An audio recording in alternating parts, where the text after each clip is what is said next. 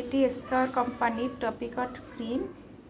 এটা যদি কোনো মশায় কামড় কিংবা কোনো পোকায় কামড় দেয় সেক্ষেত্রে যদি ব্যবহার করা হয়, কামড় যেখানে মশায় বা পোকায় কামড় দিলে আক্রান্ত স্থানে লাগালে সাথে সাথেই অনেকটাই চুলকানি কমে যায় এবং ব্যথা উপশম হয়। এটার এক এক সময় এক একটা প্রাইস হয়, তো 40 টাকা 45 টাকা, এখন কত হয়েছে আমি জানি না।